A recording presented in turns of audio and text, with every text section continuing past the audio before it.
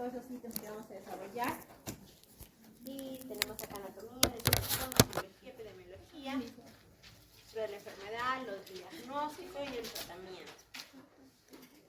Entonces, empezaremos diciendo que la pancreatitis aguda, en primer lugar, el páncreas es un órgano pequeño, 80 gramos aproximadamente, una longitud de 12 a 25 centímetros, retroperitoneal, y es importante esto, la semiología del dolor, porque empieza sobre L1 y L2 empieza el dolor y se va hacia espalda. Por eso que el dolor es en esa zona, ¿no? Porque descansa justamente el páncreas en la L1 y L2.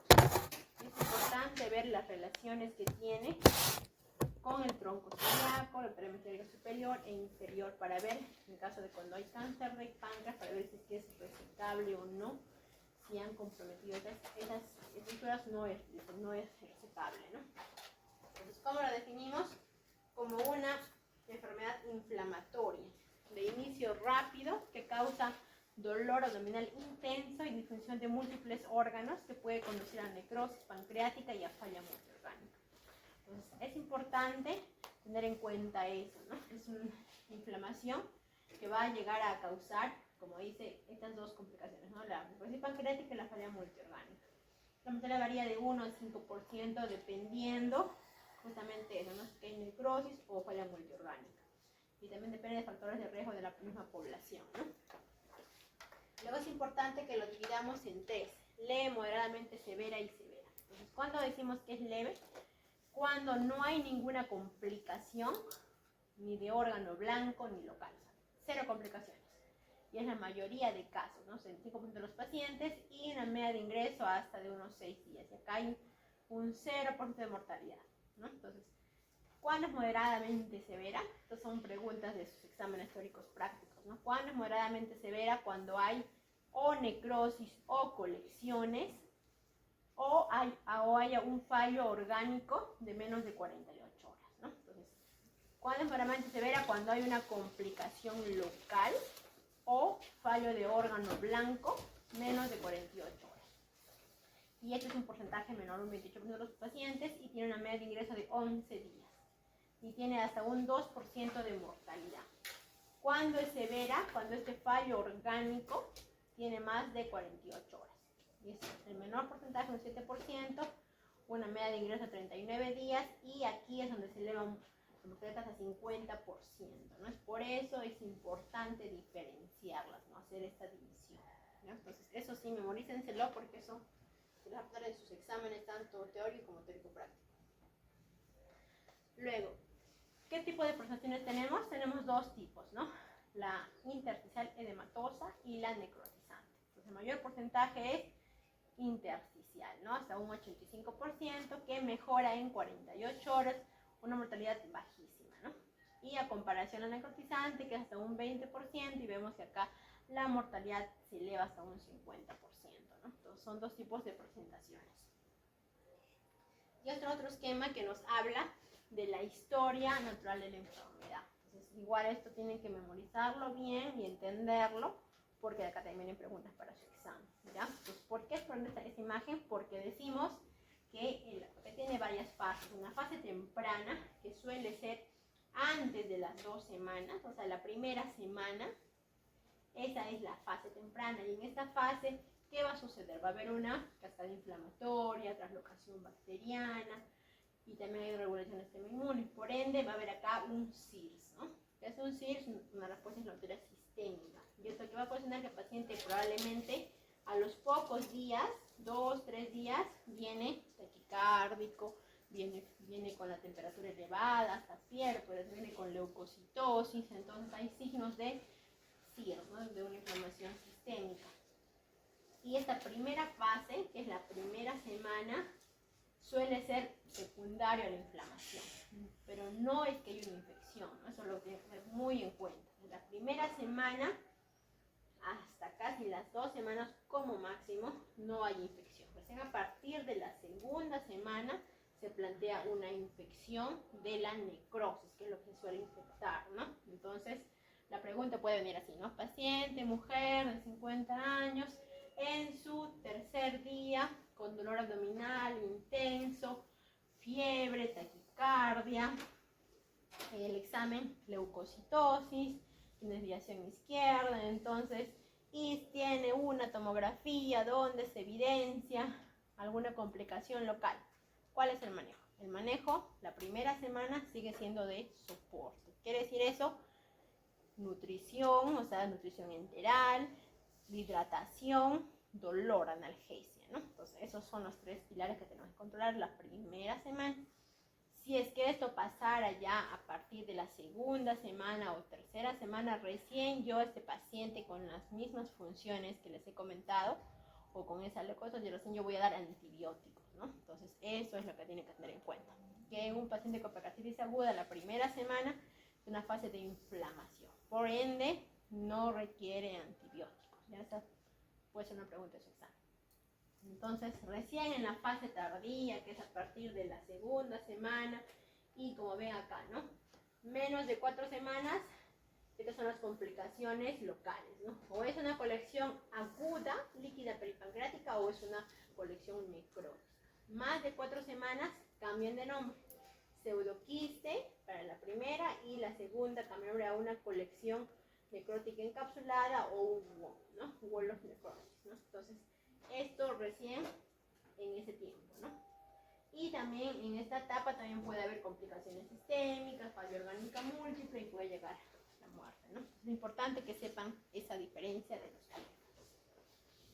Aquí un poquito acerca de fisiopatología, importante que sepan que cuando la pancreatitis es leve, la precarga no está alterada, por ende los órganos van a recibir todavía una cantidad de irrigación normal, ¿no? Entonces, ¿por qué? Porque no hay mucha alteración, no ha habido mucha pérdida, no ha habido mucho náusea, mucho vómito, entonces todavía la precarga está conservada, porque por ende la bomba está igual conservada y la presión es adecuada para perfundir los órganos, ¿no? Casi no hay alteraciones, no hay mucha disminución de la diuresis ni nada, ¿no? Pero cuando la pancreatitis ya es moderadamente severa, ya le podríamos poner el nombre de una liga de hipovolemia. ¿Por qué? Porque el paciente empieza con mucha náusea, mucho vómito, y además de eso vemos que hay un síndrome de permeabilidad capilar, que es cuando, por ejemplo, no sé si ustedes cuando se han golpeado la mano y como que se ha dematizado, es como que el líquido se sale al extravascular, ¿no? Entonces, esto sucede también a nivel de los órganos, y además hay un secuestro del tercer espacio, que es lo que se llama colecciones peripancreáticas, intrapancreáticas o a distancia, ¿no? Entonces, todo esto hace de que el volumen sea muy bajo, por eso es una liga de la hipovolemia. Entonces, cuando esto empieza, vemos que los órganos que van a sufrir principalmente son los órganos blancos, como cuáles son riñón, pulmón. Entonces, en este caso, ¿qué va a haber? Va a haber una hemoconcentración, una disminución de la diuresis, como dice, menor cantidad de orina, aumento de la urea. Entonces, toda esta liga de la hipovolemia, ¿cómo se podría mejorar? Dándole líquidos, ¿no? Es por eso que recién en esta fase es importante hidratar adecuadamente al paciente. Entonces, ahora también lo vamos a revisar cómo lo vamos a hidratar, pero acá es donde vale, porque en la primera no hay mucho, ¿no? Cuando es muy leve, probablemente no haya complicaciones, no haya estos signos, cuando para que haya eso tenemos que tener un hematocrito alto, ¿no? Porque hay una hemoconcentración. En este caso sí vale la pena hidratarlo adecuadamente. Pero ¿qué pasa si este paciente se complica mucho más? Y vamos a la liga del shock distributivo, en la que además de lo que ya hemos comentado, secuestro del tercer espacio, permeabilidad capilar, también hay una respuesta inflamatoria descontrolada. En este caso, ya ustedes, la hidratación ayuda, pero no es suficiente. ¿Qué se requiere? Se requiere ya noradrenalina, epinefrina para subir la presión, porque ya no es suficiente solamente con la hidratación, ¿no? Entonces, el shock distributivo, que también se presenta en pacientes sobre todo con necrosis pancreática, ¿no?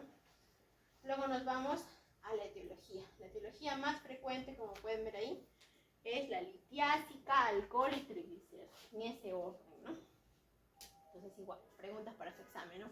¿Cuál es la etiología principal de la pancreatitis aguda? Ahí están las 3 etiologías principales. Por ende, todo paciente con pancreatitis aguda, que le tienen que pedir a casi todos, sí o sí, una ecografía, ¿no? Entonces, eso está en su plan de trabajo. ¿Por qué? Porque si ustedes no piden la ecografía, lo más frecuente que se puede tener se les va a pasar, ¿no? Entonces, tienen que pedir una ecografía, tienen que, si dicen no sale normal la ecografía, tienen que preguntar, ¿usted consume alcohol? ¿Qué cantidad de alcohol? ¿Es un bebedor pesado? Tienen que consultar eso.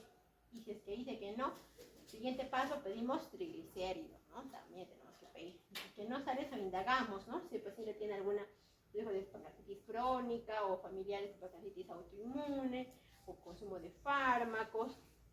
Otros también, como vamos a ver acá, como que son parásitos, tenemos que investigar, ¿no? Tienen que indagar todo eso. Ahí tiene el resumen de causas obstructivas. También hemos tenido parásitos, así como Láscaris, lumbricoides hemos tenido. También tenemos fasciola, que puede causar pancreatitis aguda. También tenemos, como ven ahí, ¿no? El veneno de escorpión, fármacos, anomalías metabólicas, como ya hemos comentado, ¿no? La misma diabetes puede causar, ¿no?, una pancreatitis. El calcio también es importante solicitarlo, ¿no?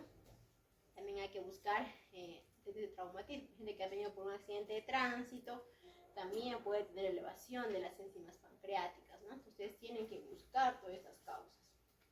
Entonces, ¿cómo definimos la pancreatitis aguda y cómo diagnosticamos? Según los criterios de Atlanta, ¿qué nos dice? Que cumpla 2 de 3. ¿Cuáles son esos dos? Uno, que hay el dolor abdominal agudo en epigastrio o cuadrante superior izquierdo que se irradia a la espalda y está acompañado de náuseas y vómitos. También anorexia y tensión abdominal. Eso, o el siguiente, aumento de amilasa y lipasa más de 3 veces el valor normal o que tenga hallazgos compatibles en imágenes, ¿no? Tanto ecografías, tomografías o resonancia, ¿no? Entonces tiene que tener 2 de estos 3 criterios para cumplir. Hemos tenido pacientes pancreatitis aguda por hipertrigliceridemia que muchas veces no tienen el aumento de amilasa y lipasa. Raritos, casos raros, pero sí nos ha pasado, ¿no? Hemos tenido solo el dolor y con la tomografía. Y ahí se llega al diagnóstico, ¿no? Es por eso que tiene que ser siempre 2 de 3. Pero acá tienen otros signos fitognomónicos, el signo de Gray-Turner, el signo de Cullen en la pancreatitis aguda necrotizante. Y el diagnóstico por imágenes, como les dije, siempre tienen que pedir una ecografía, ¿no? Entonces, en plan de trabajo está pedirle una ecografía. ¿Para qué? Ahí pueden ver en algunos casos que haya un edema, aumento de tamaño pancreático, pero también recuerden que cuando el paciente tiene pancreatitis aguda viene distendido, viene con meteorismo abdominal y puede que no se vea el páncreas, ¿no? En el caso de que no vean que hay el páncreas edematoso o no vean cálculos, podrían recién ahí, en caso de duda diagnóstica, recién ir a la tomografía, ¿no? Pues la tomografía es la técnica de elección. ¿Y qué es lo que pedimos? ¿Para qué? Uno, para en todo paciente que tenga pancreatitis aguda grave, que haya fallo orgánico o que sospecha de que esté complicándose. ¿Complicándose con qué? Con una colección o complicación local, ¿no? Colección o necrosis. En todos los pacientes clínicamente graves se realiza tomografía a partir del 3er al 5.º día. Recién ustedes pueden pedir a partir del 3er día de iniciada la enfermedad, ¿no? O sea, digamos, empezó el dolor el día lunes, recién para el día jueves le tengo que pedir, no antes. ¿Por qué? Porque el daño no se ve tan pronto, recién se ve a los 3 días. Y también se puede pedir la resonancia, ¿no?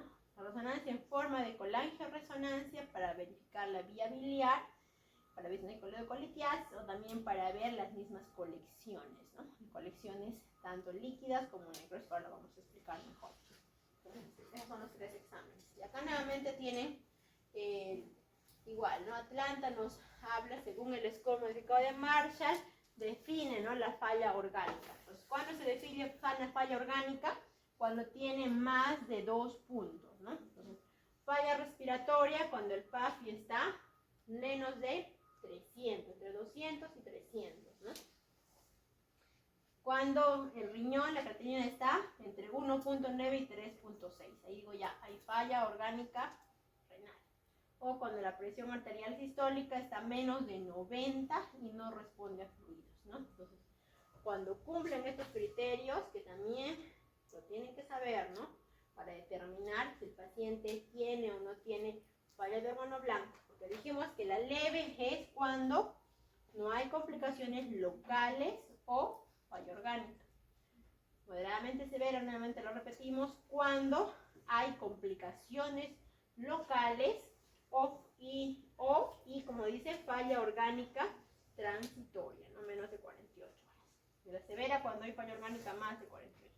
Tienen que memorizarlo como les he comentado, y también, lógicamente, para poder clasificar tenemos que saber, ¿no?, el score, ¿no? Cuando a partir de 2 de score ya decimos que es falla orgánica.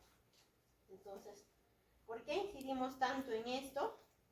Porque en general, en todas las pancreatitis que van a ver ustedes, que hay inflamación local importante es porcentaje bajo, ¿no? 30% que pueden llegar a ser CIRS. Y de esto, hasta un 50% de los que han hecho CIRS van a ser fallo orgánico.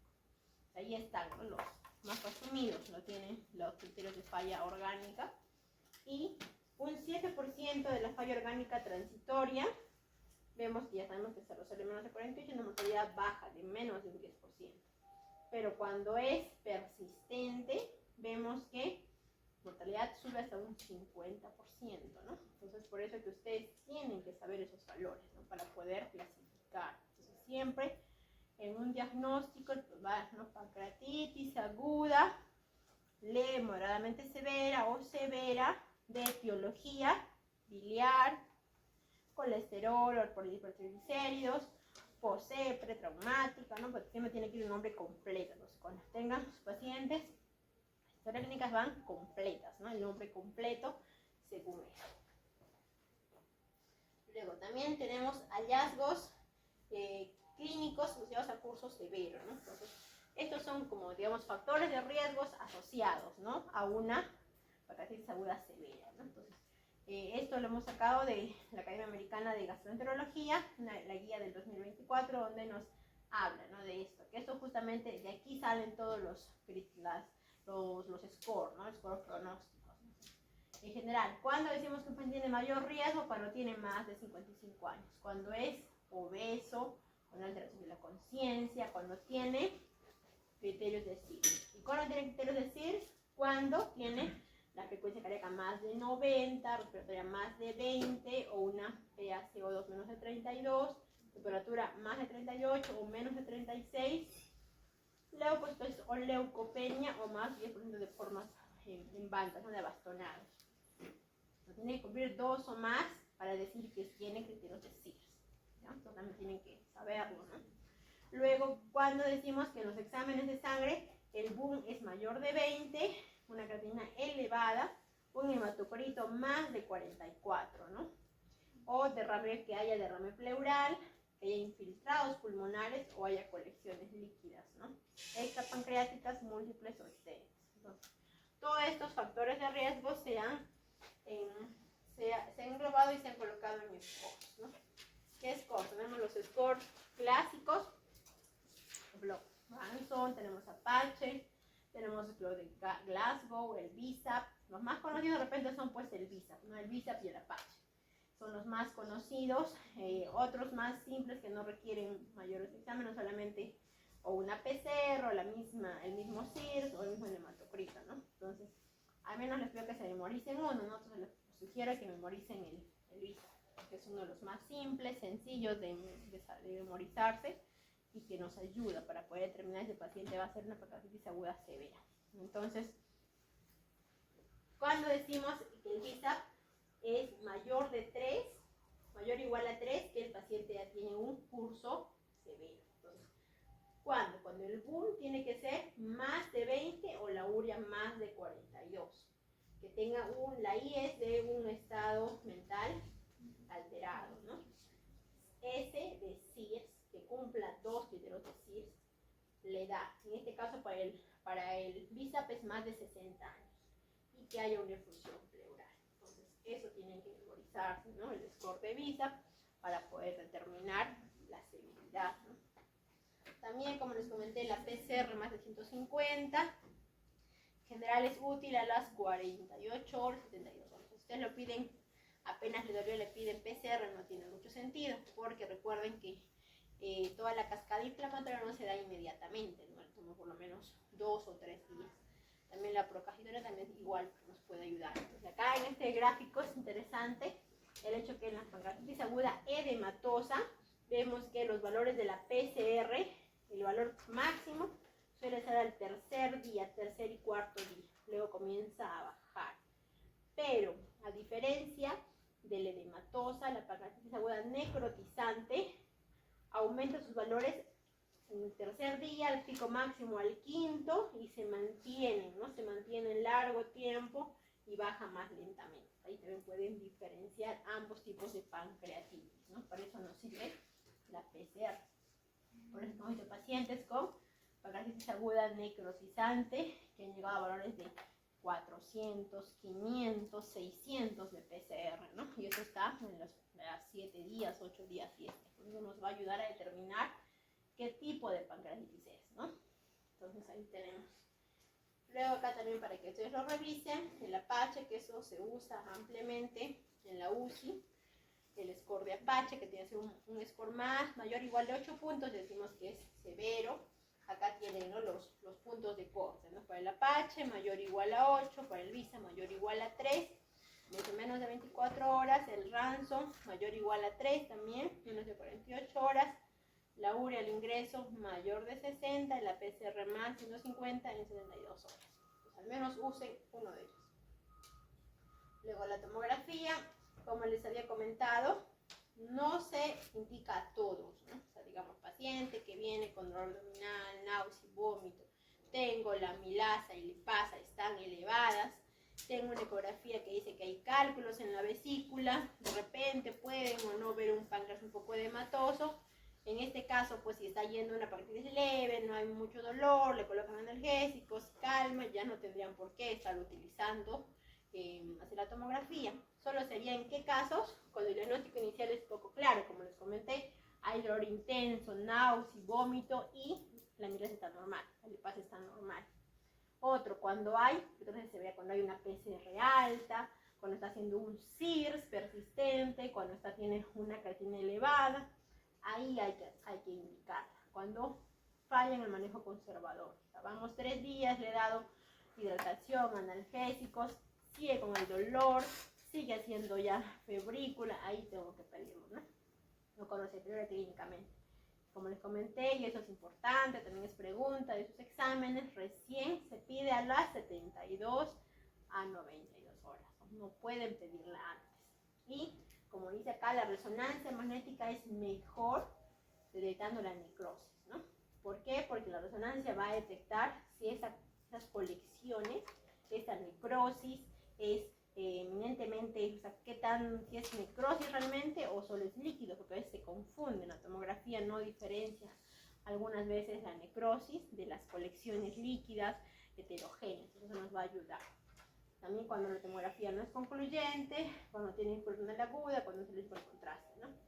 Y esta otra indicación que también salió en esta guía americana de gastroenterología, que nos dicen todos los pacientes mayores de 40 años en que no es establecida la causa.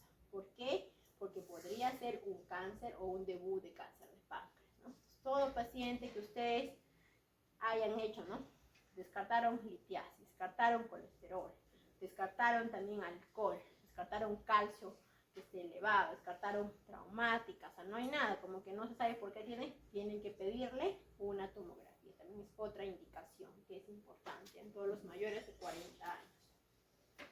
Y las tomografías, ¿cómo es que las evaluamos? Tenemos 2 scores que se han unido, ¿no? Pues tenemos, es el Baltasar, comúnmente lo conocemos como Baltasar. Un Baltasar A es un páncreas normal, un B cuando hay agranamiento difuso del páncreas, un C cuando hay anomalías intrínsecas asociadas a cambios ya inflamatorios, está un páncreas edematoso. Con D cuando hay una colección y E cuando hay 2 o más colecciones. Y esta se suma a este otro que dice según la necrosis. Si no hay necrosis, 0 puntos. Si hay entre 30 y 50% de necrosis, ya son 4 puntos. Si hay más del 50%, 6 puntos. Y se suman ambos y de ahí nos informa el radiólogo paciente con pancreatitis aguda, con índice de severidad alta. Ahí nos informa de esa manera el radiólogo, ¿no? Pues ustedes, por ejemplo, en esta imagen estamos viendo un páncreas que tiene todo, en toda esta región hay una colección, es una colección intrapancreática que tiene aire, ¿no? Es una colección grande, porque lo único que de páncreas que tiene es lo que ha captado contraste, que es estos contornos que podemos ver, ¿no? Entonces, en este caso, bueno, nos vamos al Baltasar. Ahí vemos ahí una colección, esta colección está todavía mal definida, no tiene todavía pared, y aparte, acá también hay colección peripancreática, la otra que están señalando, hay intrapancreática y peripancreática, son más de 2 colecciones. Y el porcentaje de necrosis es más del 50%. Entonces, si sumamos ambas, son 10 puntos, ¿no? Y eso que nos corresponde a un nivel alto, ¿no? Elevado. Entonces, tomográficamente es una pancreatitis aguda severa, ¿no? Luego, esto también que es importante, ¿cómo clasificamos las complicaciones? Tenemos que también saber diferenciarlas, ¿no? Entonces, las primeras 4 semanas, como les había comentado, en una pancreatitis edematosa suelen tener colecciones líquidas agudas peripancreáticas, que si persisten o más de 4 semanas, cambia el nombre de pseudoquiste pancreático. Y la pancreatitis necrotizante suele tener colecciones necróticas agudas. ¿No? Hay zonas dentro del páncreas, como ven en esta imagen, que forman colecciones, ¿no? Y son más que todo de contenido necrótico del páncreas. Y si estas igual persisten más de 4 semanas, cambian el nombre de necrosis pancreática encapsulada, wall of necrosis o WON, ¿no? Entonces, ¿por qué llegó un concepto? Porque antes se hablaba, por ejemplo, acá decían flemón pancreático, y acá decía absceso pancreático, ¿no? Pues tenían esos nombres, ¿no? Hasta ahora todavía en algunos hospitales todavía se mantienen esos nombres por los cirujanos, a veces operan en abdomen agudo quirúrgico, encuentran un páncreas todo necrotizante, con secreción, absceso, pero los términos correctos son estos, ¿no? Ya no se usa flemón ni absceso, se usa colección necrótica aguda y si persiste es necrosis pancreática encapsulada, ¿no? Entonces hay que saber diferenciarlos. ¿Por qué es importante diferenciarlos? Porque tenemos que ver cuál es el manejo, ¿no? ¿Cuál es el manejo de esas colecciones? Acá tenemos un resumen, cómo podemos diferenciarlas. Entonces primero vamos a irnos a la pancreatitis aguda intersticial o edematosa. Entonces, lo más común que van a ver ustedes. Entonces, en un paciente con una pancreatitis aguda intersticial menos de 4 semanas, suelen ser esa colección fluida peripancreática, ¿no? Como dice su nombre, peripancreático, son colecciones que están al contorno, contorneando el páncreas, ¿no? Son peripancreáticas, homogéneas, colección líquida eminentemente porque es edematosa, no tiene una pared porque es menos de 4 semanas y suele ser peripancreática, como dice su nombre, ¿no? Después, estas colecciones pueden, cuando pasa ya más de 4 semanas y no han desaparecido, pues ven así como eso, ¿no? Son, igual siguen siendo peripancreáticas fuera del páncreas. Otro es homogéneo porque es edematoso. Es edematoso, es líquido, ¿no? Es homogéneo, es líquido, tiene una pared porque es más de 4 semanas. Recuerden, más de 4 semanas ya se forma una pared. ¿Ya? Como ustedes pueden ver acá se ve claramente esa pared, ¿no? A diferencia de la pancreatitis necrotizante, que dijimos la colección necrótica aguda suele ser pancreática, o sea, dentro del páncreas, en algunos casos también puede haber peripancreas, pero más es pancreática, o sea, dentro del páncreas es heterogéneo, porque recordemos que es necrosis y es líquido, ¿no? Luego hay densidades tanto líquidas y no líquidas, y todavía no tiene pared. ¿Por qué no tiene pared? Porque es menos de 4 semanas. Recién más de 4 semanas esa colección ya tiene una pared definida, sigue siendo pancreática y peripancreática y es heterogénea, ¿no? Entonces, eso es las diferencias principales de las colecciones. Por ejemplo, esta primera, a ver, ¿qué me pueden decir? A ver, su compañero de acá, el primero de esta columna, ¿qué tipo de colección es? Lo que señala la flechita. Acá ves un páncreas, ves acá una zona, a ver, descríbeme ¿Cómo describes esa zona? Es una zona, esto es una tomografía, por si acaso. Una tomografía, ¿de qué hablamos? Hablamos de densidades, ¿no? Ya es una imagen, entonces es una colección. Acá también esto mismo se ve en esta imagen, ¿no? Vemos que este es el páncreas porque está captando su contraste, y acá, ¿cómo lo puedes catalogar? Como una colección líquida hipodensa peripancreática, ¿no? Entonces es una colección aguda peripancreática. Entonces, así. Entonces, igual va a venir una imagen en su examen, ¿no? Si yo sigo venir una imagen de alguna de ellas, ¿no? Entonces, la colección necrótica, acá nuevamente están viendo, es heterogénea, no tiene presa dentro del intrapancreático. El pseudoquiste, fuera del páncreas, homogénea, ¿no? Que dijimos que era pancreatitis eritematosa o interna. Homogéneo, tiene su pared, y te dicen historia paciente ya más de un mes que tuvo la pancreatitis. Ya. Entonces, más pienso en pseudoquiste, o en este caso compararlo con la colección necrótica encapsulada. En este caso la diferencia es que también tiene pared, tiene más de 4 semanas, pero es heterogéneo y es intrapancreático mayormente, ¿no? También puede ser peri, pero es más común que sea intrapancreático, como aquí, ¿no? Aquí claramente se ve la imagen, es un páncreas que las zonas que captan contraste son las únicas zonas que quedan del páncreas, ¿no? Porque ha captado contraste. Recuerden que un páncreas normal siempre capta contraste. Y dentro del páncreas te están viendo una colección, ¿no? Que ya tiene pared y tiene aire también, ¿no? Entonces es una necrosis pancreática encapsulada o el WOW. Entonces es importante diferenciarlo porque el manejo no es el mismo de las colecciones. Vamos a irnos primero, ahora vamos al tratamiento. El tratamiento, como ya les comenté, es la fluidoterapia, la analgesia, soporte nutricional. ¿Por qué tenemos esta imagen acá? Porque hay que tener mucho cuidado los pacientes que tienen problemas renales, ¿no? No los podemos congestionar porque el paciente puede ser un edema agudo del pulmón. Igual, pacientes que tienen problemas cardíacos también tenemos que tener muy en cuenta. Es como que uno le da mucho líquido, pero estos órganos podrían sufrir. Pues tenemos que tener mucho cuidado con la sobrehidratación, ¿no? Tenemos que tener en cuenta esto. Entonces, vamos a ir a un concepto importante que es el día cero. ¿Cuándo digo que es el día cero? Cuando inició el dolor. Ya hace 2 días empezó con el dolor más intenso, ¿no? Entonces el día cero. No es el día que ingresó al hospital, sino el día en el que empezó su dolor. Las horas doradas son los primeros 3 días. ¿Por qué? Si esos 3 días ustedes lo hidratan adecuadamente, van a mejorar, ¿no?, el pronóstico de este paciente y van a disminuir, ¿no?, la gravedad si ustedes manejan adecuadamente. Entonces, ¿por qué es importante hidratar al paciente la fluidoterapia, ¿no?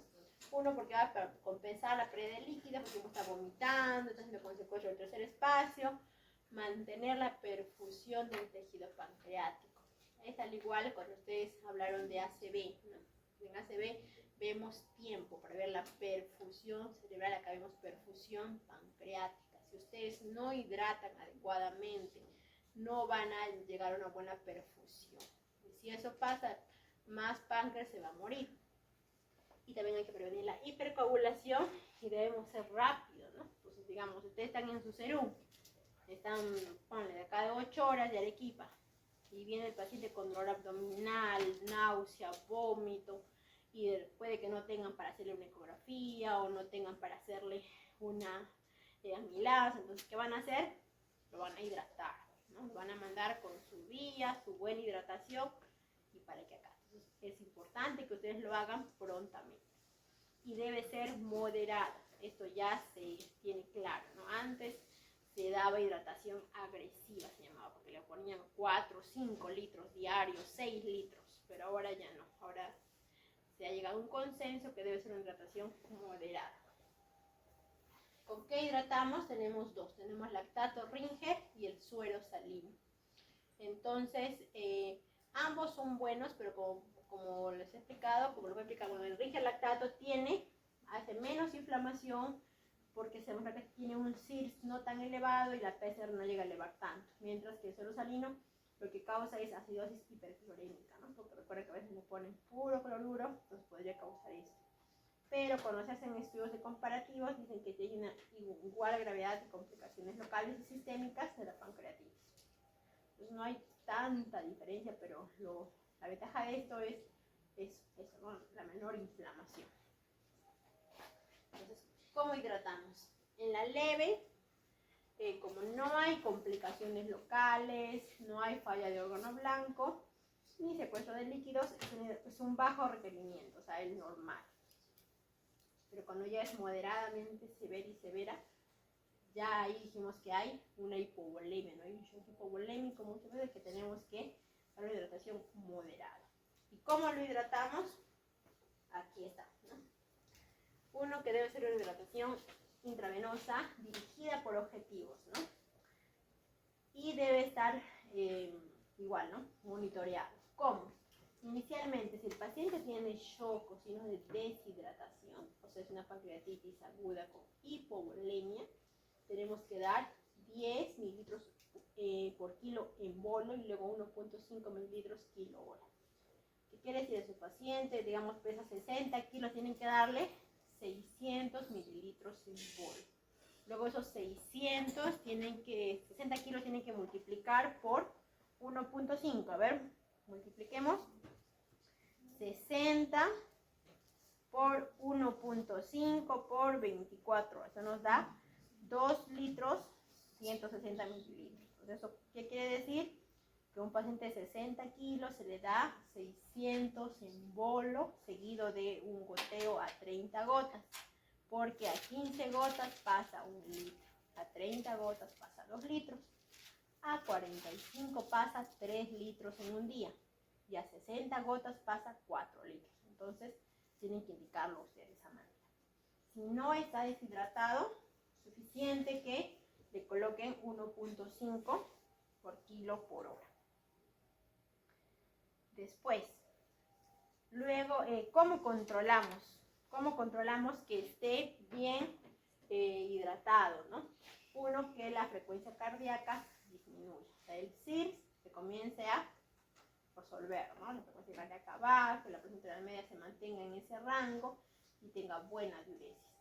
Que el hematocrito que estuvo en 44 o 50 baje, que baje la urea, que tenga una creatinina normal. Entonces, esto no se da pues inmediato, ¿no? Por lo menos hay que controlar las 12 horas o 24 horas, ¿no? Es por eso que se pide los exámenes de laboratorio control, ¿no? O sea, quiero andar, no es que yo pida porque se me ocurrió, porque yo tengo que ver que esté mejorando, ¿no? Que esté bajando el hematocrito, que baje la urea.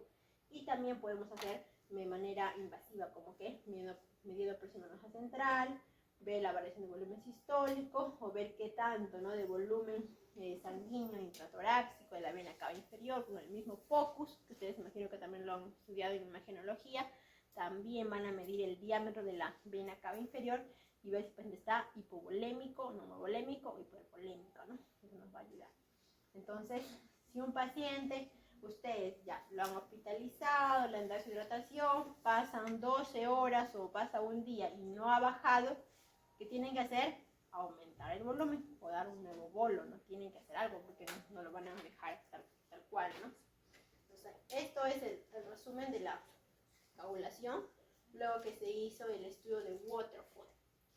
El estudio de Waterfall fue un ensayo clínico randomizado, multicéntrico, en Europa y en algunos países de Latinoamérica, donde se demostró eso, ¿no? O sea, se llegó a la conclusión de que pacientes con hipovolemia, a todos le das el bolo, ¿no? El bolo en 2 horas.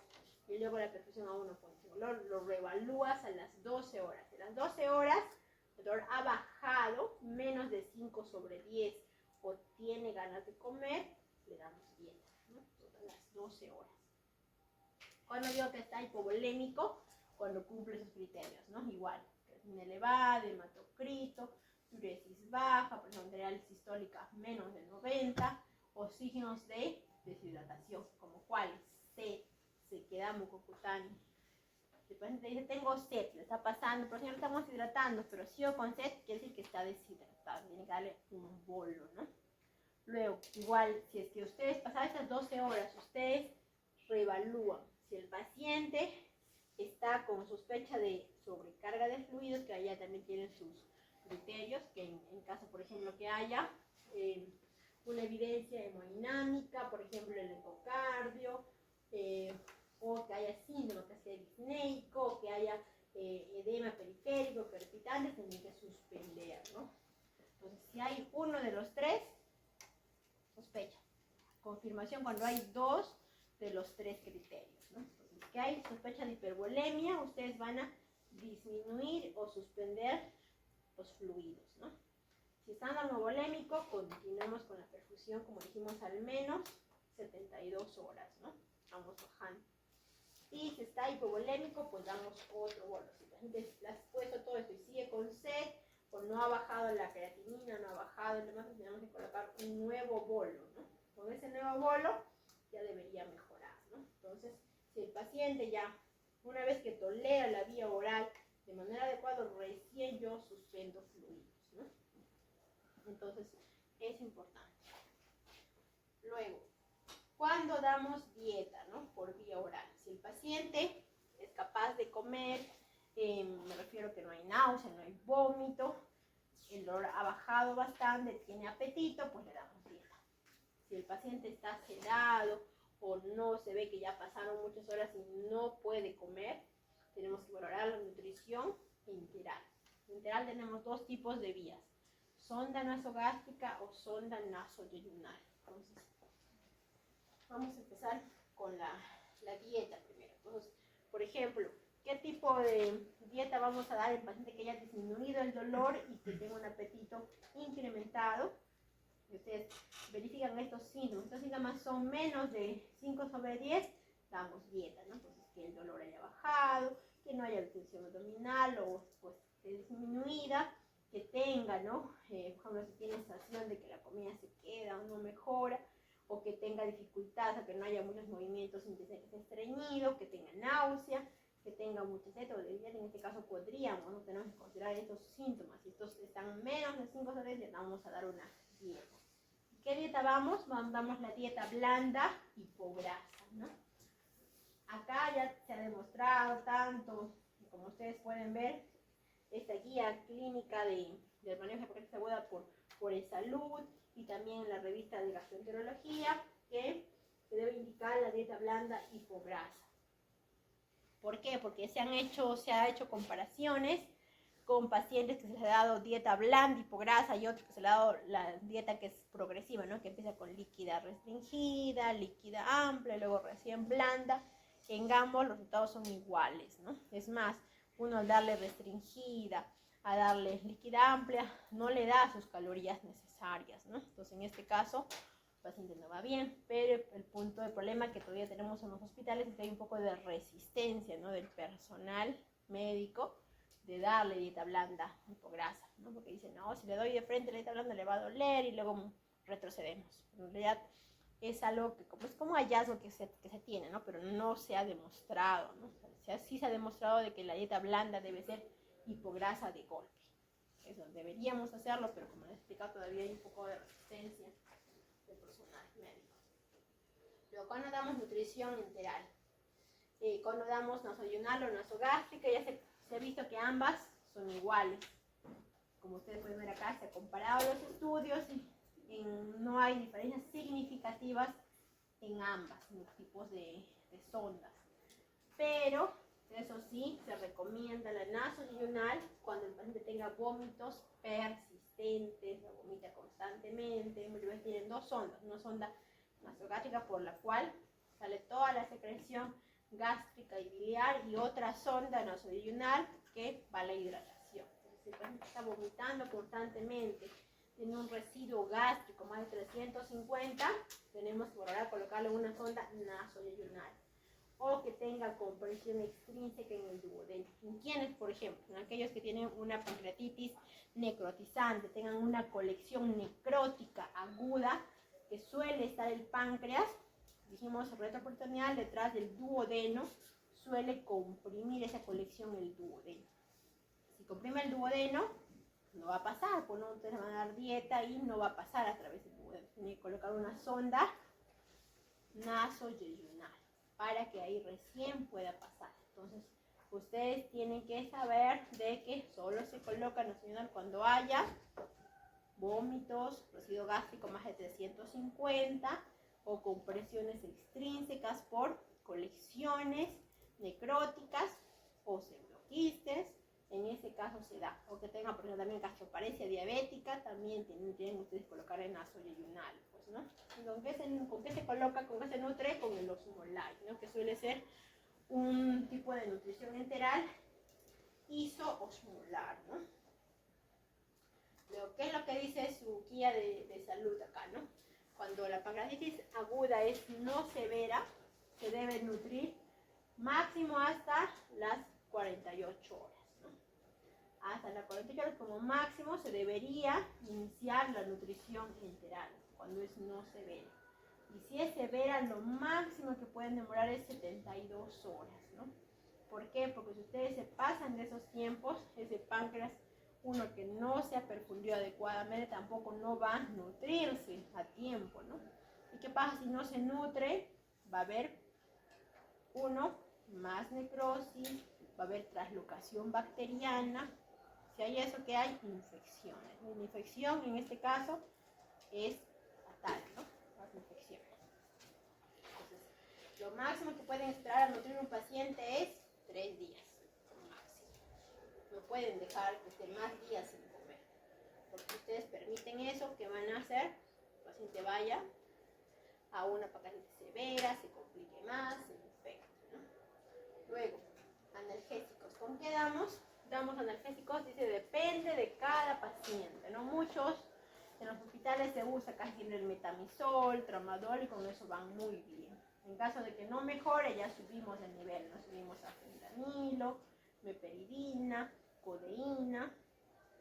También se pueden usar los AINES, se deben usar los inhibidores de la COX-2. Podríamos usar toda esa gama de analgésicos dependiendo de la escala, ¿no? Por ejemplo, en la guía de salud, que les dice, inicialmente usen tramadol, una ampolla de 100. Si no mejora, con eso aumentamos a 200 y hacemos metoclopramida. Si no mejora con eso, ya damos morfina. No mejora con eso, damos petirina. Entonces, siempre es una escala, ¿no? Para el dolor. Después, los antibióticos también es importante, también ha sido pregunta de varios de sus exámenes. ¿Qué es lo que tenemos que saber de acá? Que los antibióticos no se deben dar a todos y no se usa como profiláctico, ¿no? Solo se usa como tratamiento. ¿Tratamiento de qué? De una infección, lógicamente, del páncreas, ¿no? Cuando hay infección del páncreas, en este estudio se ha comparado, ¿no? Que médicos basados en el juicio médico, por ejemplo, que haya habido dolor, fiebre, que haya habido aire en la tomografía, que tenga criterios de CIS persistente, falla orgánica, han indicado antibióticos. Mientras que los medios que se han basado por la procalcitonina tomada al ingreso, a los 4 o 7 días, y que haya aumentado mayor o igual a 1, han empezado antibióticos. Se ha visto que usando la procalcitonina hay un menor uso de antibióticos, un 45%, pero es un 63%. Y en ambos grupos ha sido igual las infecciones, igual la mortalidad, igual los efectos adversos. Entonces, ¿qué se recomienda? Para usar antibióticos debemos ayudarnos de la procalcitonina, ¿ya? Entonces, la procalcitonina nos va a ayudar a predecir que esté infectada una pancreatitis, ¿no? Entonces, ¿por qué es importante saber esto? Nuevamente nos vamos.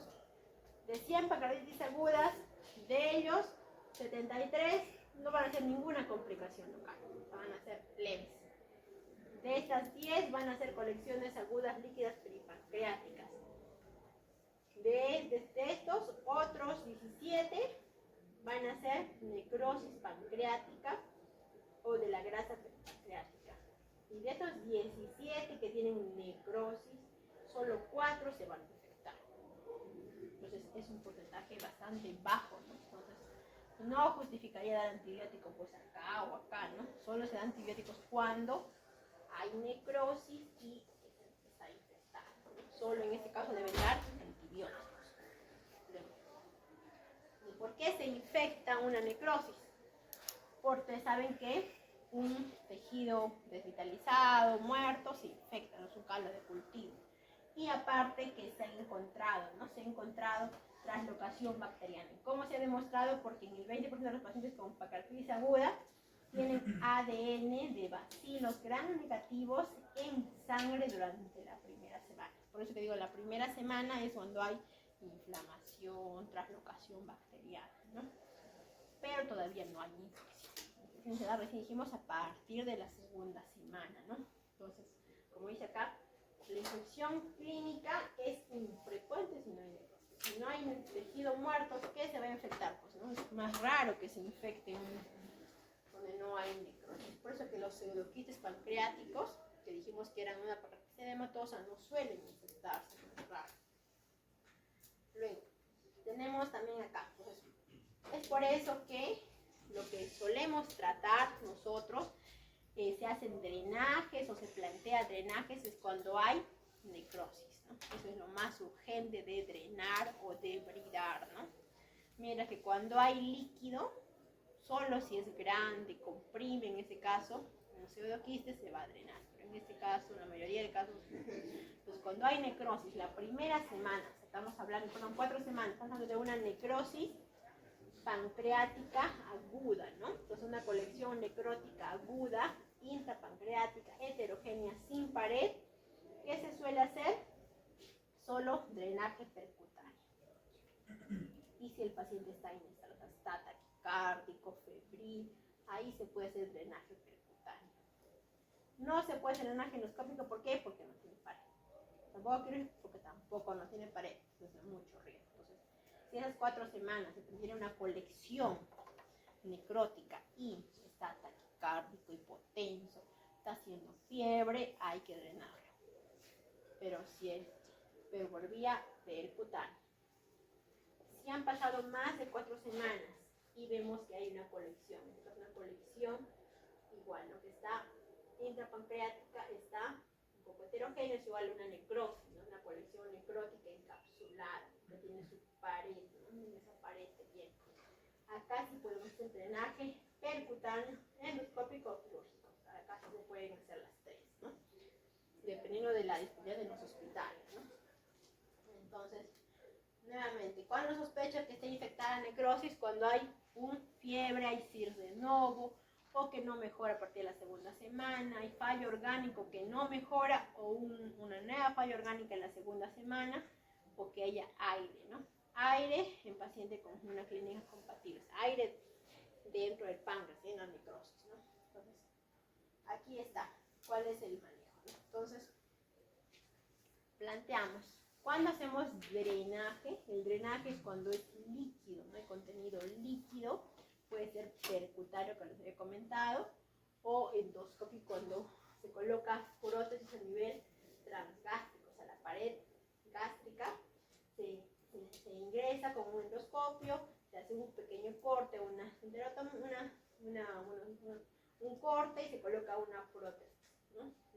Puede ser una prótesis que es así como, o sea, tubular, o también puede ser un pancreático metálico, ¿no? Y por ahí se conecta la colección con el estómago y ahí sale, ¿no? Entonces este es un drenaje, pero se hace debridamiento cuando hay bastante cantidad de necrosis, ¿no? Entonces esta necrosis se tiene que, por vía endoscópica, además de que se hace eso, se saca con un asa, se saca todos esos restos de tejido necrótico. O también se puede hacer mediante una técnica quirúrgica que se llama BART, que se ingresa por la fosa ilíaca izquierda y se entra con trócares, ¿no? Y se comienza igual a debridar, a sacar todo el tejido necrosado, ¿no? Entonces, estas son variedades de tratamiento, ¿no? De las colecciones. Luego, esto es de la CEPRE, pancreatitis aguda. Solamente se hace CEPRE cuando hay colangitis aguda o cuando hay obstrucción, ¿no? O sea, cuando hay una pancreatitis aguda con proyectores de obstrucción biliar, ahí está indicado la CEPRE. Cuando no hay obstrucción biliar, no es indicado. ¿Y cuándo digo que hay obstrucción biliar? Cuando hay colestasis, ¿no? Hay una fosfatasa alcalina elevada, acompañada de una GGTP elevada, ¿no? Entonces, ¿cuándo se hace pancreatitis aguda? CEPRE urgente cuando hay pancreatitis y colangitis. Debería hacerse en menos de 24 horas. Luego, si hay una obstrucción biliar sin colangitis, también se debe hacer CEPRE, pero esa no es urgente. Puede ser hasta 2 a 3 días. Y si no hay obstrucción biliar, no se hace CEPRE, ¿no? Entonces, ¿cómo vemos si colangitis? Con los criterios de Tokio, ¿no? Ustedes ya lo conocen de cirugía elevada. Entonces, en general, decimos que la pancreatitis es importante la hidratación. ¿Cómo se hidrata? El bolo y el 1.5 mililitros kilo hora. Luego, el bolo solo está hipovolémico. Se puede, dijimos en analgésicos, los opioides, AINES pueden utilizar. La dieta, cuando el paciente se vea capaz de comer, solo hay que enterar por zona nasogástrica o nasoyunal si es que hay una estenosis en duodeno que esté comprimiendo. Siempre precoz solo se pancreatitis aguda y la procalcitosis ayuda a decidir si se usan o no antibióticos, ¿no? Y luego sospechar de infección, de necrosis, si es que hay inflamación, fallo orgánico de nuevo, o sea, un nuevo fallo orgánico a partir de la segunda semana, ¿no?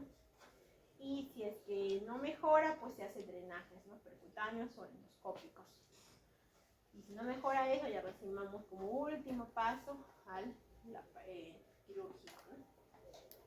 Entonces vamos a leer este casito para que podamos orientarnos bien. A ver, compañera de acá, por favor, Bien, dice, varón de 54 años que acude a urgencias por dolor abdominal epigástrico de instauración brusca en las últimas 24 horas, irradiado en cinturón, con vómitos asociados, sin fiebre, termometrada, ni tiritona. Sin antecedentes de interés, salvo cólicos biliares de repetición, pendiente de colecistectomía electiva por parte de cirugía general. No toma medicación a diario. A la exploración, presión arterial 160-100, frecuencia cardíaca 100 latidos por minuto, frecuencia respiratoria 14, buen nivel de conciencia, orientado y colaborador, auscultación cardíaca normal, salvo mínimos crepitantes en ambas bases, abdomen blando doloroso en epigastrio con defensa voluntaria, sin peritonismo, Murphy negativo, Lambert negativo, sin edemas de miembros inferiores. Es un paciente que viene por dolor abdominal, dijimos 24 horas, estábamos un día, ¿no? Un día de dolor se refiere que, bueno, no hay fiebre ni escalofríos, esas son las sintomas. Luego, de acá es importante que vayan sacando ustedes sus valores importantes para hacer el CIES, ¿no? Recordemos, presión, vemos la frecuencia cardíaca, frecuencia respiratoria y, bueno, el examen físico felizmente solo dolor en epigastrio, ¿no? Nada más. Entonces vamos a la segunda parte del caso. A ver, léenos, por favor. Bueno, en urgencias se realizan varias pruebas complementarias. La radiografía de tórax dice mínimo derrame pleural bilateral. La analítica, el sedimento está normal. En la analítica de sangre, a destacar la leucocitosis de 16.000, creatinina de 1.2, urea de 60, amilasa de 1200, LDH de 360, AST de 120, ALT de 144, bilirrubinas totales de 1.2, PCR de 12. En la ecografía abdominal está normal, salvo el páncreas edematoso con líquido libre en flancos, microlitiasis en vesícula biliar, paredes de la vesícula adelgazadas, Murphy ecográfico negativo, vía biliar no dilatada. Ya, entonces está ahí. ¿Cuál es tu diagnóstico? No, pancreatitis, ¿no? Una pancreatitis, pero ¿qué más puedes dar más datos? ¿No? Porque tenemos varios exámenes. Uno ya, podemos hablar de la severidad y podemos hablar también de la etiología. Según el CIRS, podría ser una pancreatitis aguda severa. ¿Por qué severa? Por la leucocitosis, por también tenía... Pero recuerda, ¿qué define severa? Recuerda bien los criterios, ¿no? Bueno, urea PCR, dijimos ¿no? que es leve, moderadamente severo. Insuficiencia orgánica, perdón. Fallo orgánico. ¿Y tú tienes algún resultado de fallo orgánica ahora? Sabemos, fallo orgánica, ¿cuáles son los órganos blancos? Pulmón, el corazón y riñón. Ya, entonces, pulmón dijimos que tener un AGA. En este caso no tienes, que falta el AGA, ¿no? Ya. Y también tendría que estar pues polivineico. Otro, la creatinina, ¿recuerdas Está cuánto más de era? 1.9 era. Más de 1.9, acá no lo No, tiene no. todavía, ¿no? Pero la urea no está en más de 40. Pero esos son criterios. De acá podrías calcular otro score, un score que predice que el paciente podría ir, ¿no? Estamos en las primeras 24 horas, o sea, podría ir este paciente a severa, podría. Ahorita no es severa, ahorita es leve. O sea, recuerden que esto es evolutivo, o sea, primer día es leve, segundo día cambia, tercer día cambia, ¿no? Entonces, eso es evolutivo, es importante que sepan eso. Y es etiología biliar, ¿no? Porque tiene microorilla, ¿no? Entonces, ya. Vamos a irnos a la siguiente pregunta. A ver, la siguiente, por favor. Denos el cajito, sí. Con la información disponible, ¿cuál de las siguientes opciones consideraría como correcta? A. Estamos ante una pancreatitis aguda, BISAP 2 a la llegada. Se debería ingresar al paciente en dieta absoluta al menos 72 horas y solicitar de forma sistemática una tomografía computarizada de abdomen a las 48-72 horas. B.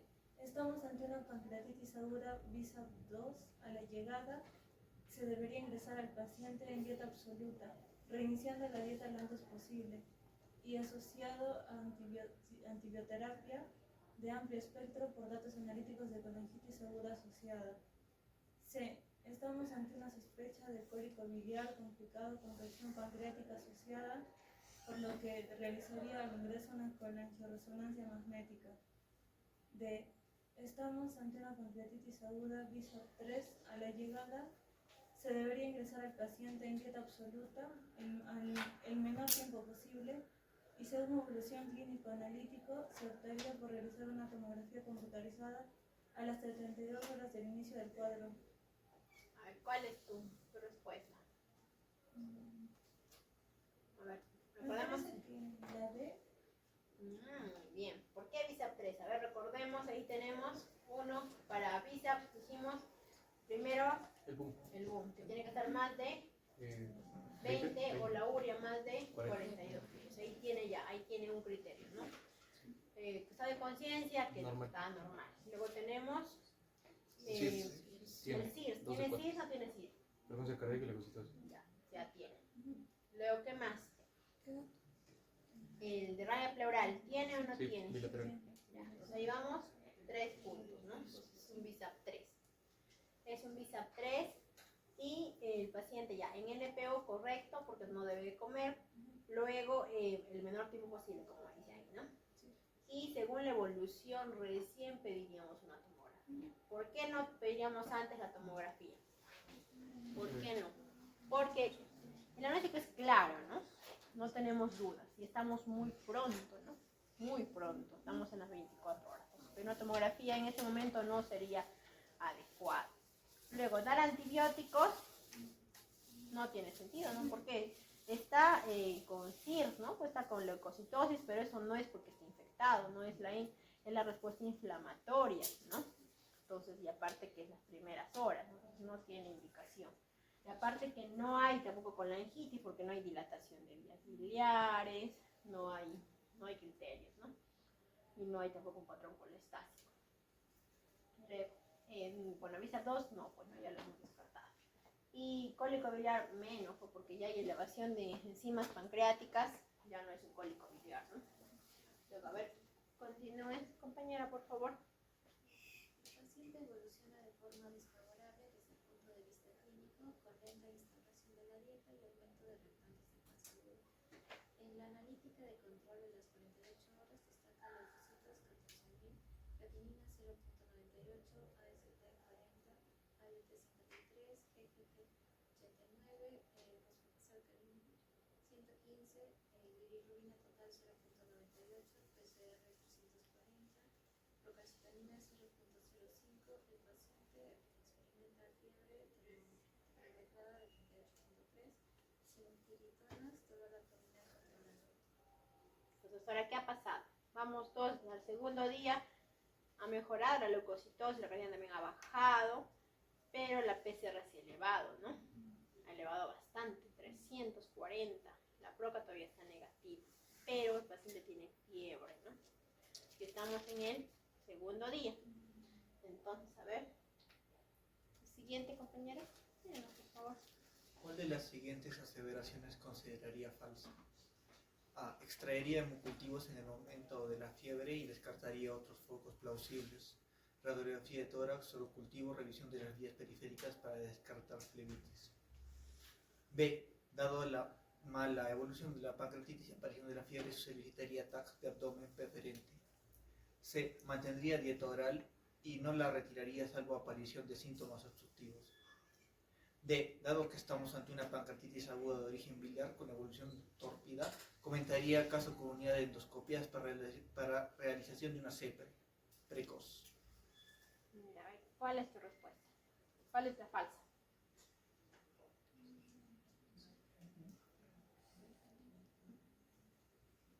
A ver, ¿cuál es la falsa?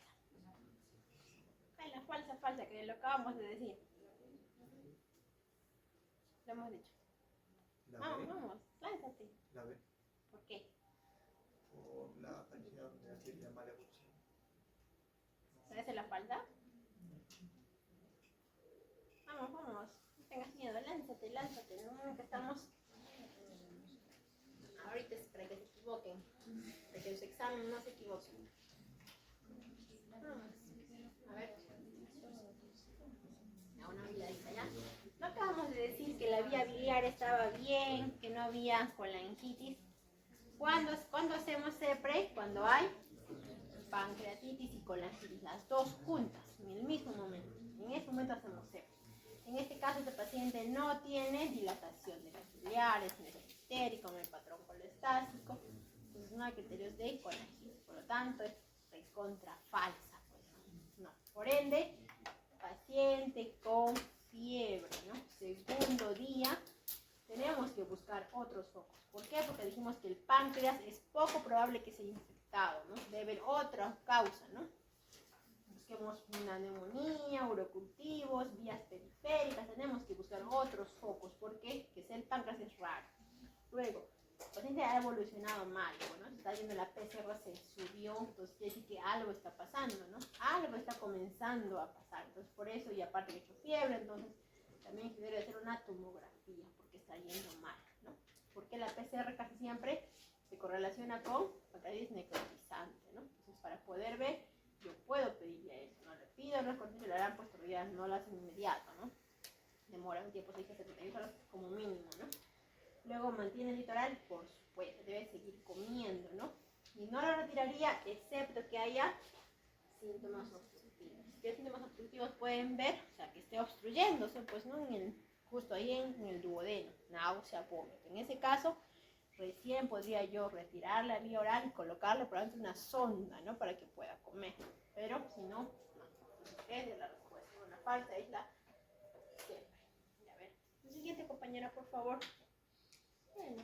El paciente es diagnosticado de una bacteriemia por catéter secundario a un Staphylococcus aureus meticilino sensible, que responde de forma favorable tras 10 días de tratamiento con cloxacilina y retirada la vía periférica responsable. La tomografía de las 72 horas se objetivó pancreatitis aguda necrotizante, necrosis del 50% del parénquima, grado E Baltasar, con colecciones líquidas asociadas peripancreáticas y a distancia.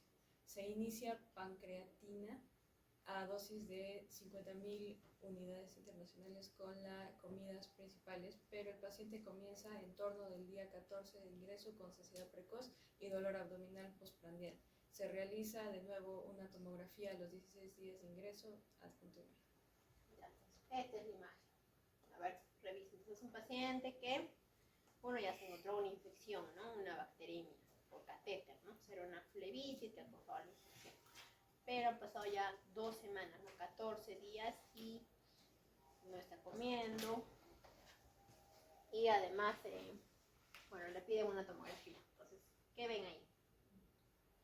Uno, que el páncreas completamente dijo con necrosis, ¿no? A las 72 horas. Pero ahora ven que hay una colección, es el páncreas, y ven que acá hay una colección, ¿no? Colección acá y acá hay otra colección. Entonces Estas colecciones, uno son heterogéneas, ¿no? Son heterogéneas, no tienen pared. Son 14 días, recordemos. Entonces, ¿qué puede ser? A ver, tú misma eres, a ver, responde. Estamos hablando de estas cosas. Sí, léela, por favor. Ah, ya. Estamos ante una colección aguda necrótica que está causando un síndrome compresivo entre asas intestinales, por lo que nos decantaríamos a un drenaje mínimamente invasivo. Estamos ante un pseudoquiste estéril, por lo que no tiene indicación de drenaje. Estamos ante una colección aguda peripancreática fluida que mide más de 6 centímetros, por lo que está indicado de drenaje mínimamente invasivo. Estamos ante un wall of necrosis que está causando un síndrome compresivo sobre asas intestinales, por lo que estaría indicada la necrosectomía quirúrgica como primera línea de elección. ¿Qué te parece? La A. Muy bien, excelente. ¿Por qué? Porque dijimos que eran primero las semanas, ¿no? Es poco tiempo, menos de 4 semanas, heterogéneo, sin pared, es una colección necrótica, ¿no? Y esta sí no está comprimiendo. Dijimos que las necrosis casi siempre están comprimen a nivel del duodeno. ¿Por qué? Porque el páncreas es un órgano retroperitoneal que está detrás del duodeno. Entonces está comprimiendo, así por eso es que está con esos síntomas, ¿no? Entonces, ¿qué tenemos que hacer? Un drenaje. ¿Qué drenaje? Dijimos que menos de 4 semanas percutáneo, ¿no? Entonces, se realiza un drenaje percutáneo, se drena un líquido seroso, no purulento, que se envió a microbiología general en un germen. Es bien raro que se aísle el germen, acá se ha colocado, ¿no? Se ha colocado el drenaje y ya, por ahí se va a drenar la colección necrótica que tenía, ¿no? Después, a ver, su siguiente compañera, por favor. El paciente evoluciona de forma favorable durante los siguientes 10 días. Es dado de alta por mejoría clínica con práctica normalización de los reactantes de fase aguda y con tolerancia oral completa. Cita en un mes en la consulta externa de pancreatología con nueva tomografía de abdomen de control, elastasa fecal y analítica de sangre completa, incluida insulina, péptido C y hemoglobina glicosilada. No obstante, el paciente acude nuevamente al servicio de urgencia 5 días después por vómitos e intolerancia oral. Se realiza una nueva tomografía abdominal observando lo siguiente.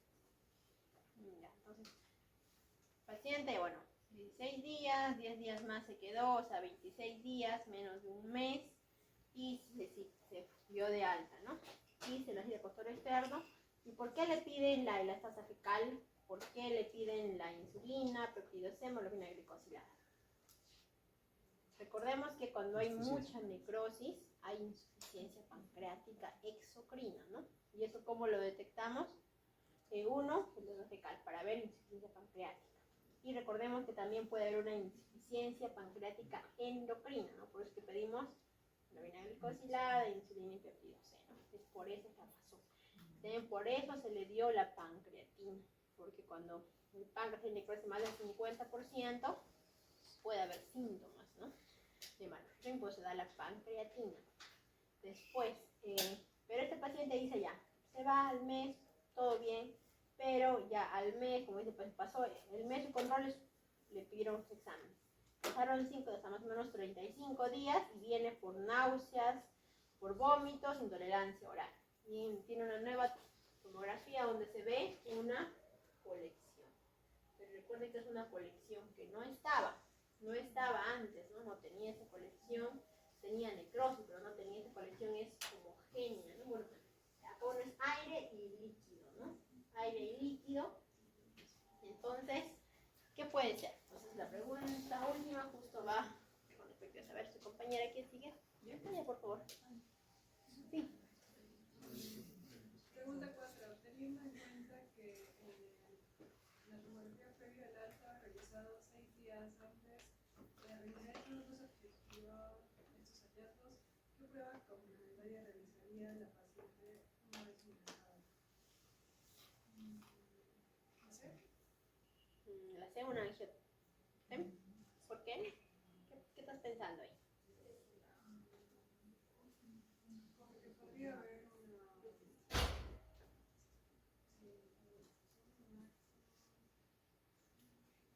primero recordemos que los mejores estudios para ver páncreas, ¿cuál es? Primero la tomografía y después la resonancia, ¿no? La resonancia de páncreas que nos ayuda a ver, uno, qué tipo de colección es, ¿no? Si es completamente líquida, sólida, heterogénea.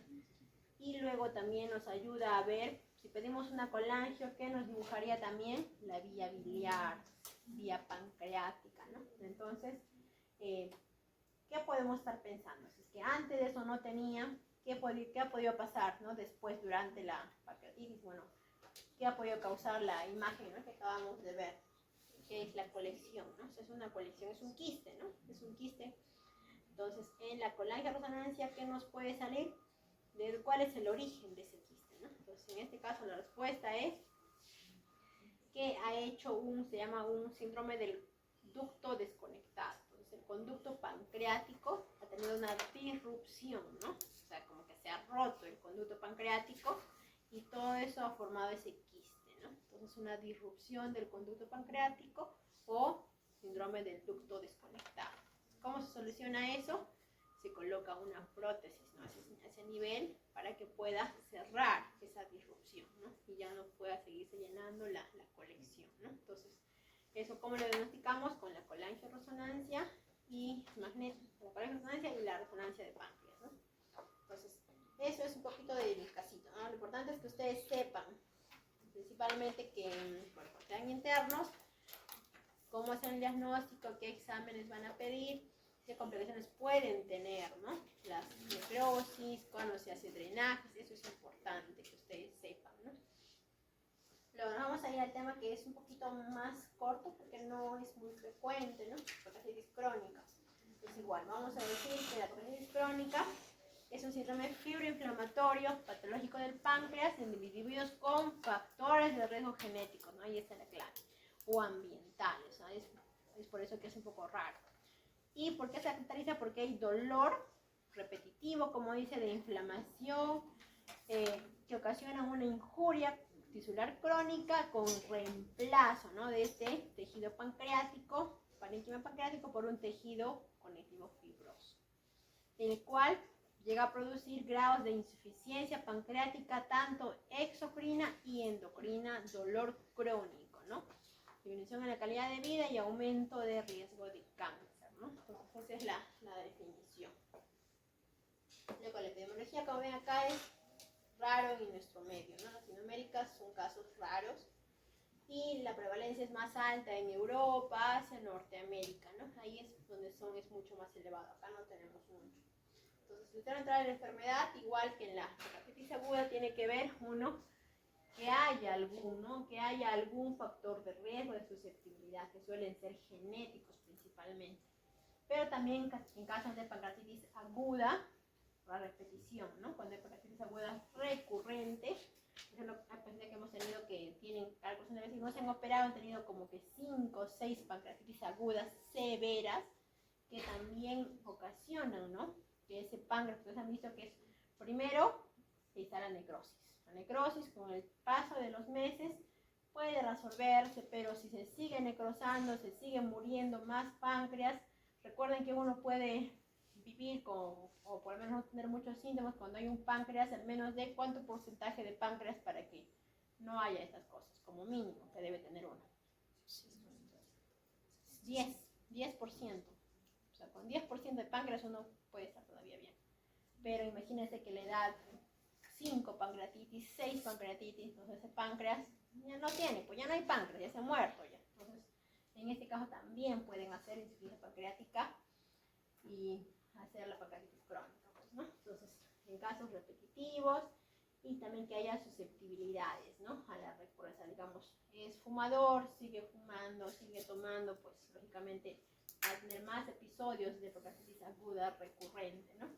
Después en esta etapa, cuando hay una pancreatitis aguda temprana, se detectan mediante biomarcadores o también exámenes, ¿no? Exámenes como va a traducir como las tomografías. Y podría, si es que uno se detiene, digamos, lo operan al paciente, o si no deja de tomar, deja de fumar, o se controla el estado, por ejemplo, el estado autoinmune, se da corticoides a tiempo, pues podría resolver.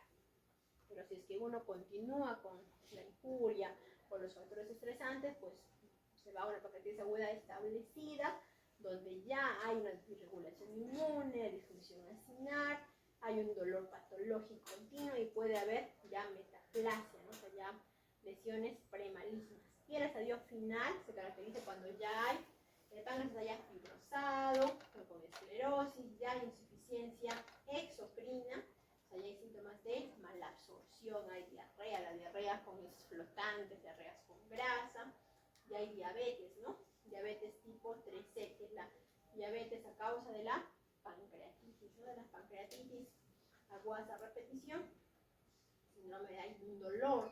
Entonces, todo esto ya es cuando ya está establecido, cuando ya está con el estadio final. Entonces ahí ya el manejo yo solamente va a manejo de soporte, ¿no? Entonces tenemos que saber en qué estadio, ¿no?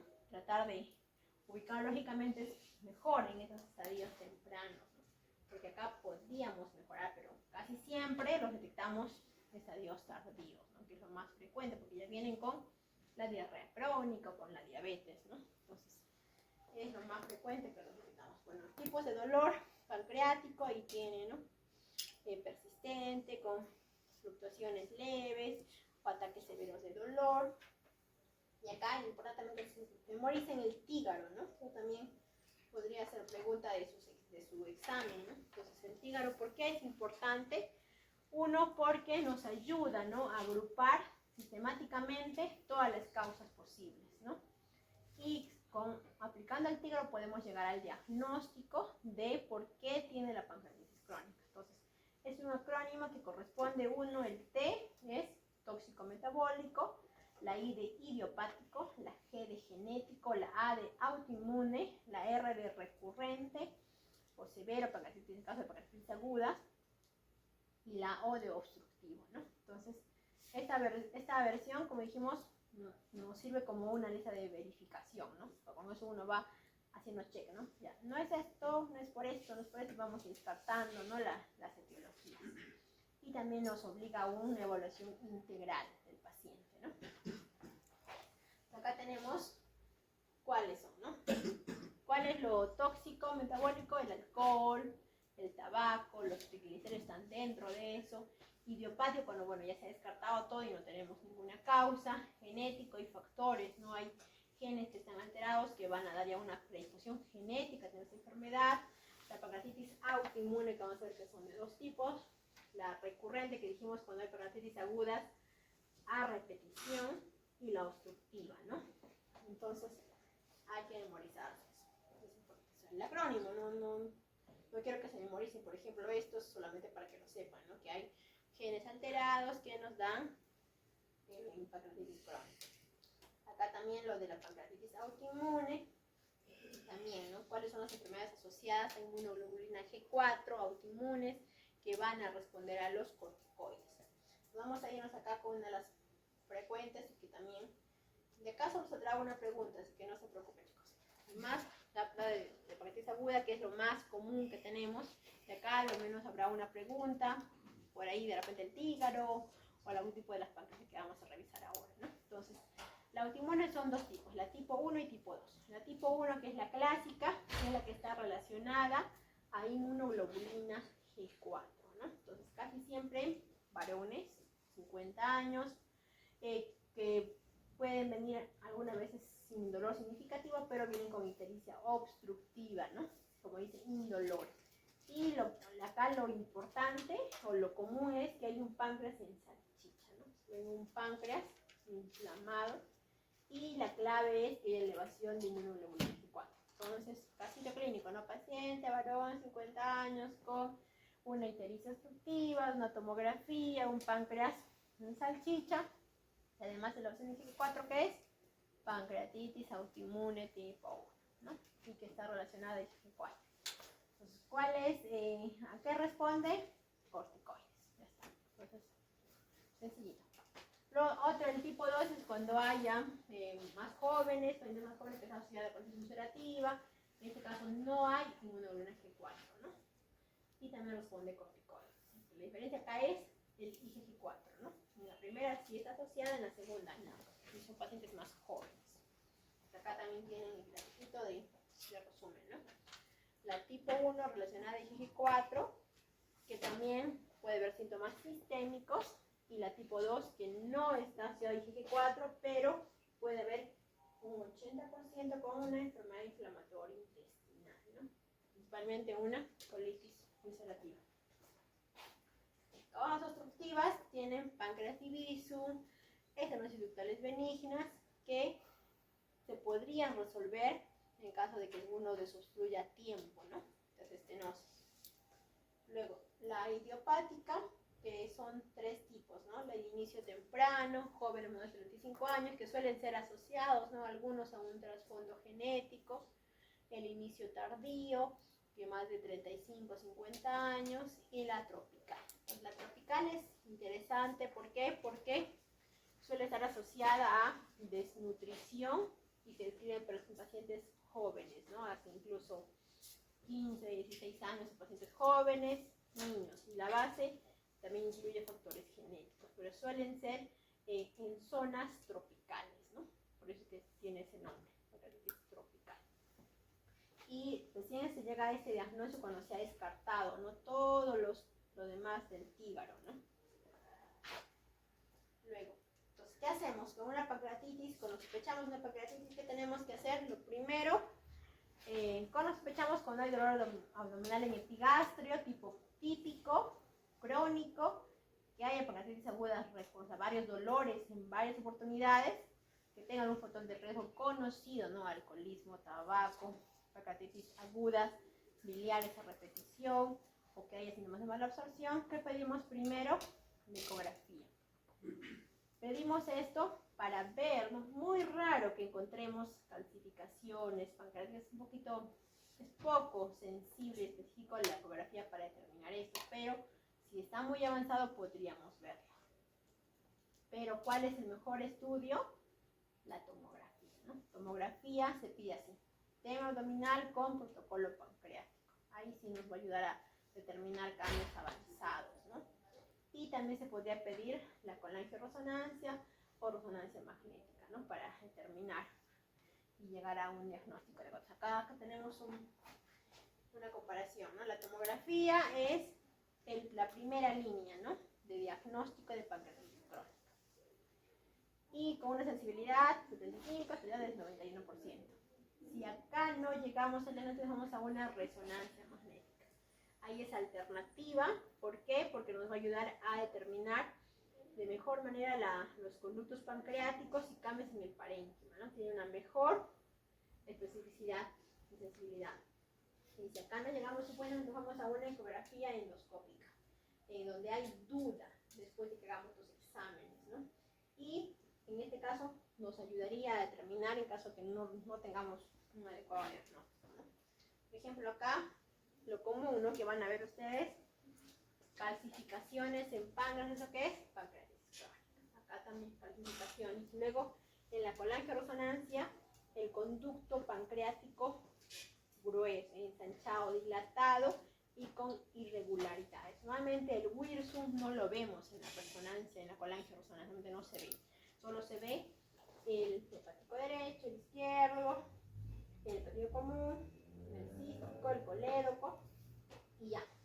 Pero acá vemos Wirsum y está como que hay zonas que están estenosadas, se nota, no se nota, un Wirsum irregular. Ese Wirsum irregular que nos habla de una pancreatitis crónica. Entonces aquí tienen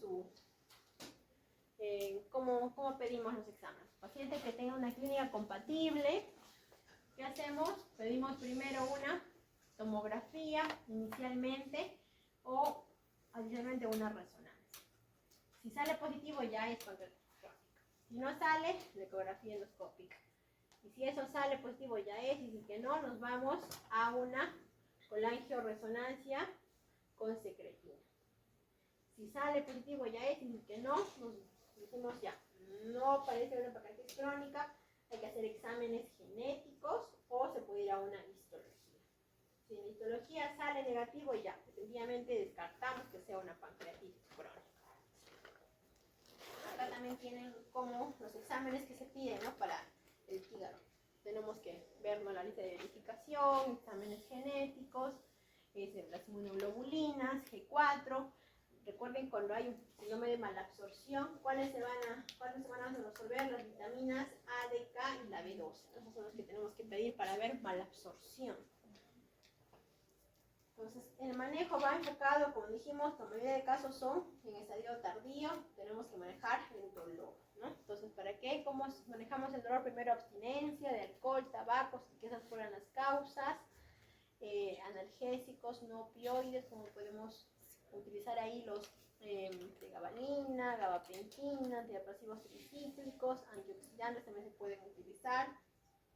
Que hay mucho dolor, sea bloqueo de plexo celíaco, una terapia también pancreática, ¿no? Todo, cuando hay obstrucción se tiene que tratar de colocar prótesis o desobstruir, ¿no? Esas zonas estrechas del conducto de Wilson. Puede haber también una cirugía pancreática en caso de que el dolor sea muy fuerte.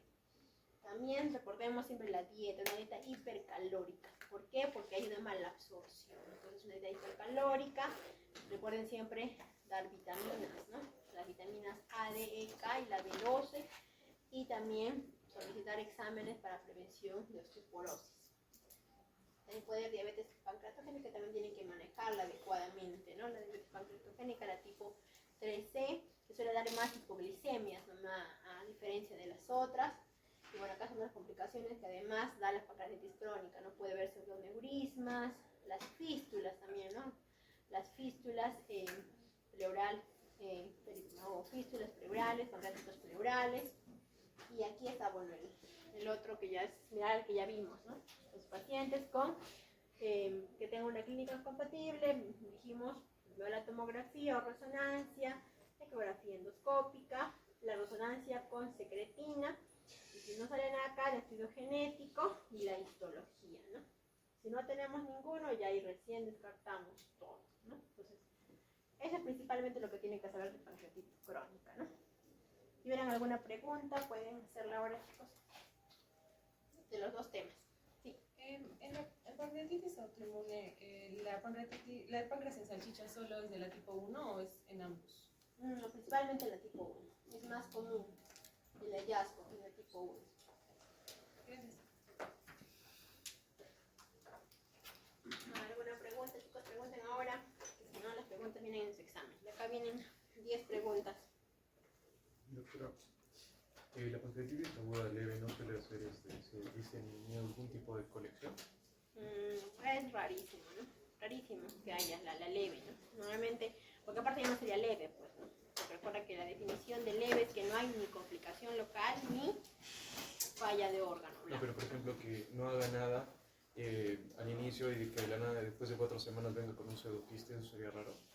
Raro, es bien raro, ¿no? Realmente ya sería moderadamente severa, ¿no? Pero recuerden que es evolutivo. Puede entrar como leve, pero al día siguiente ya se hace, moderadamente severa. Pasan 3 días y ya es severa. O sea, recuerden que esto es seguro. Es por eso que se piden exámenes casi siempre los primeros días, ¿no? Para ver la severidad, ¿no? En la ecografía, por ejemplo, en su propio que salía resonancia de TEM en los criterios de Atlanta, esos 2 de 3. ¿Ecografía está bien parte del criterio? ¿O no?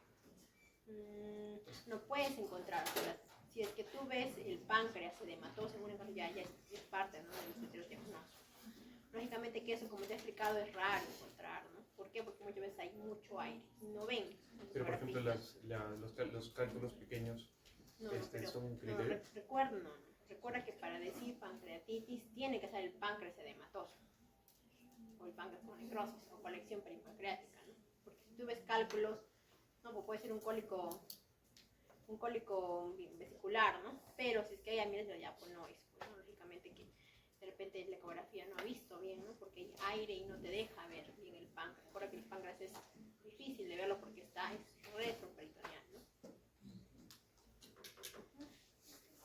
Una pregunta, los antibióticos de la pancreatitis aguda, podemos utilizar carbapenémicos, pero ¿cuál es la mejor decisión?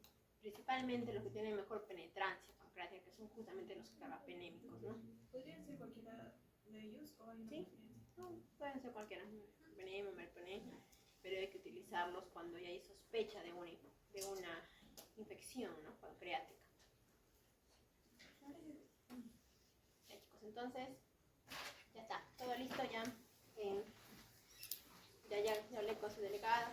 examen, ya me comentan si hay algún cambio. ¿Ya? Sí, doctora, ya pedí la